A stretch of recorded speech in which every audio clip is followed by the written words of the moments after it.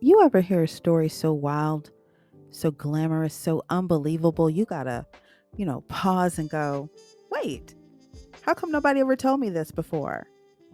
Well, buckle up, baby, because this is one of those stories. We're talking about a black woman who could outplay Louis Armstrong on the trumpet, a woman who danced through Harlem in heels, rolled through Paris in a lavender convertible with a chauffeur, a footman, and a pet monkey, all dressed to match. A woman who played jazz in Shanghai, stunned crowds in Copenhagen, got caught in a Nazi invasion, claimed she survived a concentration camp, and still made it back to the Apollo stage like it was all nothing but a bad dream. Her name? Valaida Snow. And if you've never heard of her, don't worry. After this video, you'll never forget her. Let's get into it.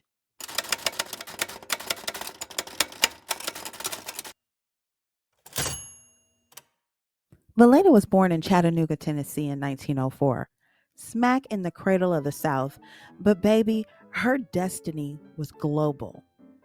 She didn't walk into music, she was born into it. Her mama Etta was a music teacher, college educated at Howard, and her daddy, John, was a minister, but also ran a traveling show called the Pickaninny Troubadours. The group was mostly child performers. And yeah, I know that name doesn't sit right today, but back then, that's how black performers got on stage and got paid. Valeda hit the stage at 5, singing, dancing, like she was born knowing the spotlight was hers. And honestly, it was. Her dad ran that traveling show, like I said. So while most kids were busy, being kids, Valeda was out on the road, learning how to hold a crowd before she could even spell. Performing wasn't something she kind of picked up. No, it was just in her, like rhythm in her bones. And by the time she was 15, she was a one woman band: trumpet, sax, violin, piano, banjo, cello, clarinet, hell, you name it. And she could play it. And not just plinking notes either. Honey. She could swing, baby. She had rhythm in her fingertips and fire in her lungs. People called her Val the Great. And trust me, they meant it. Now let's fast forward a little. It's the 1920s. Valeda's a teenager, head full of dreams, and she lands in Harlem right in the thick of the Harlem Renaissance. Now, this wasn't just music, okay? It was a movement. Jazz clubs, poetry readings, black excellence spilling out of every corner, all right? And guess who she meets? Josephine Baker. Yep, the Josephine. They shared a Broadway stage in a show called In Bamville, later known as the Chocolate Dandies. Valeda was singing, dancing, flirting with the crowd, but she hadn't even shown off that trumpet yet. She was just warming up. But Harlem noticed her. And not soon after that, she started headlining in real jazz spots, not just the dive bars or back rooms. We're talking places like the Sunset Cafe in Chicago, where the air was thick with smoke and history was being made on stage. That place, it was a whole movement in jazz.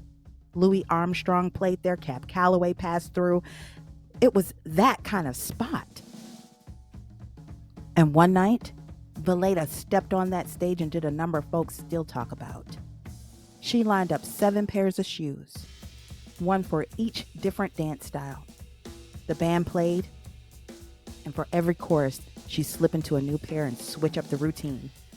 Ballet, tap, soft shoe, folk, hell, even Russian kicks at the end. And when she finished, the crowd lost it. And Louis Armstrong, who was right there in the audience, stood up and shouted, "Boy, I never saw anything that great." And listen, that wasn't just hype. That was Louis himself giving her flowers.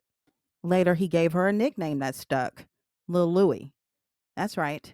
Louis Armstrong said she was the best in the biz. Well, after him, of course. Now, here's the thing: Valeda was too good, and that scared folks. See, the men, they could lead bands, book residencies, get their names in lights. But a black woman leading a big band with a trumpet in her hand instead of just a mic? Oh, now that was too much for the powers that be. So, as you could imagine, Valeda's opportunities were limited. Yes, I said limited. Even with all that talent and all that heat, there were limits. Listen, this was still America in the 20s and 30s, and a black woman with a trumpet wasn't something the industry was trying to make space for. Didn't matter that she could bring the house down at the Sunset Cafe. They weren't handing her residencies like they did the men. She wasn't getting the club bookings or the bandleader deals that someone like Duke Ellington or Cap Calloway could walk into. So, what did she do? She packed her bags, snatched her trumpet, and caught a boat to Europe. She joined Lou Leslie's Blackbird's Review and took London by storm, is what she did. From there, she hit Paris. And let me tell you, Paris adored her. The way Americans treat jazz like background noise, the French, they treated it like fine art. And Valeda, she was the masterpiece. She toured all over Europe and Asia. Yep, Asia, baby. Shanghai, Calcutta, Jakarta. Her name was gold overseas. She wasn't just performing, she was pioneering, bringing jazz where jazz had never been. She recorded hits like Hi Hat, Trumpet, and Rhythm, which became her signature, and headline theaters packed with fans who had no idea a trumpet could even sound like that. While she was in Paris, Valeda wasn't just working, she was living her best life. They say she rode around the city in a lavender convertible, y'all. Listen, that's not a metaphor, it was real. And she didn't ride alone either. Honey, she had a driver, a footman who rode shotgun, and in the back seat, a pet monkey dressed to match the staff. Okay? Everybody had on lavender uniforms. I'm serious. You heard me. Matching lavender looks. Tell me that's not a vibe. And if you're thinking, that sounds made up, trust. Multiple biographies confirm it, okay? Valeda said, look, if I'm going to be a star, I'm going to live like one. She was gliding through Europe like jazz royalty, and the world was watching. After one performance in the Netherlands, Queen Wilhelmina was so blown away, she gifted Valeda a gold plated trumpet. Royalty, gifting trumpets. That's how far her star reached. And everywhere she went, London, Paris, Oslo, Shanghai, Calcutta, they weren't just seeing a talented woman. They were seeing a symbol, a young, bold black woman breaking rules, playing a man's instrument better than most men, and doing it in full glam. She had the world at her feet overseas. But in the early 30s, Valeda decided to come back home. She wanted to show America what she'd built, what she'd become. Not just a sideline act or some kind of a novelty, but a real deal band leader. So she came back with momentum, with experience, and with something to prove. She formed her own swing orchestra, named it Valaida Snow and her String Orchestra, started booking her own tours, recording, playing big stages across the country. This was her, trying to plant that flag in the very soil that once doubted her. And for a while, it looked like it might work. But then comes the detour. That's when she met Ananias Berry. He was young, 19, handsome, a smooth dancer from the famous Berry Brothers Tap Trio. She was in her 30s, already a star, already seasoned. And the connection between them? Quick, maybe too quick. They got married in 1934, and he even left the Berry Brothers act to tour with her. On stage, they were a duo, but off stage, They were tabloid gold. And not everybody was clapping for this love story. The age gap had folks whispering. The black gossip press was watching, and then came the real blow. Samuel Lanier, Valaida's first husband. Yeah, he popped up out of nowhere claiming they had never finalized their divorce. He filed paperwork, made headlines, accused her of bigamy. And suddenly, Valaida was in court instead of in concert halls. She had to fight for her name. And listen, she was eventually acquitted. The case didn't stick, but the scandal, yeah, that stuck around, stained her reputation, shook her confidence, and wore her down in ways the audience never saw. That marriage didn't survive it. And Valeda, once again, found herself on the wrong side of the spotlight. So she did what she always done. When the noise got too loud and those walls got too close, she packed up her horn, booked a steamer, and headed straight back to Europe. That was the one place she was still seen as a star. But in 1939, the world was changing, and fast. So she's back in Europe, on familiar ground, but the energy is different now. The mood in Europe is shifting. You can feel the tension in the air. Borders tightening, armies mobilizing, headlines turning darker by the day. But Valeda, she kept working. She toured through Scandinavia, made a strong home base in Copenhagen, Denmark, where the audiences still adored her. And she even booked herself into a long term engagement at the National Scala Theater, one of the biggest, most prestigious venues in the city. And even as whispers of war grew louder, she stayed. Friends and colleagues, including Josephine Baker, were begging her, "Girl, it's time to go. The Nazis are coming. We got to get out of here." But Valeda said she had just one more performance to do. Only one more. And then she vanished. Now, here's where the story gets hazy. Because for a long time, nobody in the US knew where she was. There were no letters, no cables, no updates, just silence. Months later, she resurfaced, thin, exhausted, scared. And she told a story that hit like a lightning bolt. She said she had been captured by the Nazis, thrown into a concentration camp, starved, beaten, weighed down to 65 pounds. She said they gave her 3 boiled potatoes a day and 6 lashes with a whip when she asked for more. Look, the press ran with it, okay? Black newspapers in America called her a hero, a survivor. She was the jazz musician who survived Hitler. But later, the story started to shift. And decades after her death, researchers began digging. Some say the truth might have been different.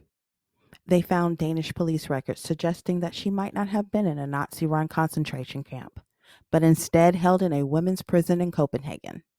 The reason? Still debated.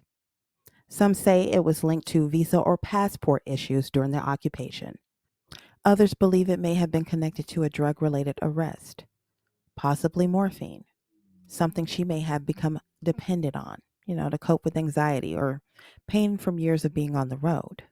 Her former manager, John C. Williams, he may have even helped to spin that Nazi camp version to protect her reputation, or maybe to reignite, interest in her career. Or maybe, just maybe, she told the truth, and history tried to tidy it up. Hell, we'll never know for sure, because Valeda never changed her story. And honestly, whether it was a sale or a camp, what she endured still broke something in her. She made it back to the States in 1942 after whatever really happened in Denmark, and she was different. Not just thinner, not just tired. Something had dimmed. You could see it. But she still had her horn, and her name still carried weight in Harlem. And when she stepped back onto that stage at the Apollo Theater, the crowd stood up before she even played a note because they remembered. And even after everything she'd been through, she still played.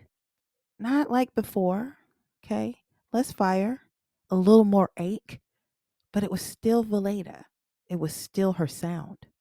And look, she tried to rebuild. She performed with Count Basie, did shows at the Cavalcade of Jazz, and even leaned into rhythm and blues in the 1950s, trying to keep up with the music scene that had shifted. She married again, this time to Earl Edwards, a booking agent who tried to help steer her career. But the momentum was gone. And honestly, so was the support. The industry had moved on. The bandstands were filling up with new names, new sounds. Bebop was the rage. Miles Davis, Dizzy Gillespie, they were taking jazz in a different direction. And a woman like Valaida, who had once been too bold, too brilliant, too everything, well, there just wasn't any room anymore. But she kept showing up. And then one day in 1956, she was backstage at the Palace Theater in New York getting ready to perform. And she collapsed. Brain hemorrhage. She died in her dressing room before she even got to step out on stage. She was 51. There were no headlines, no tribute. She was just gone. And that's what gets me because Valaida Snow wasn't just talented, she was trailblazing.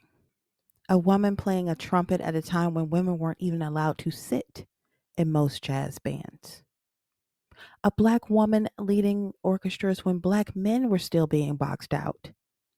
She toured the world, lived like a queen, survived God only knows what in Europe, and still died with her story barely written down.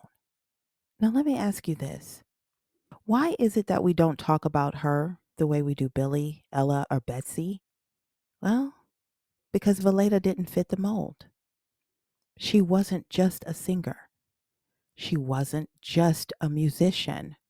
She wasn't just a dancer. She was all of it.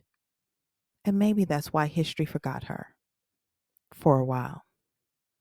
But now, baby, we're bringing her back.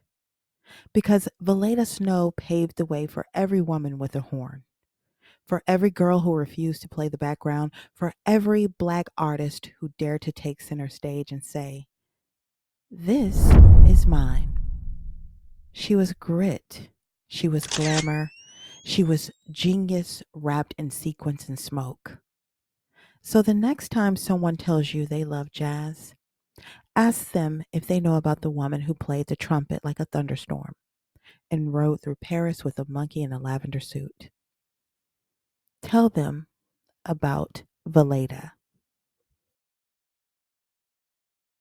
And if you're still here with me, drop a trumpet emoji in the comments so I know that you felt this. Tell me the part of the story that hit you the hardest, or what you really think happened in Copenhagen. I want to hear it. And this is just one name. On this channel, we get curious about everything they don't want you to notice. So if you're into the overlooked, the buried, the strange, or the brilliant, hit subscribe because I bet you're curious too. Thank you for watching.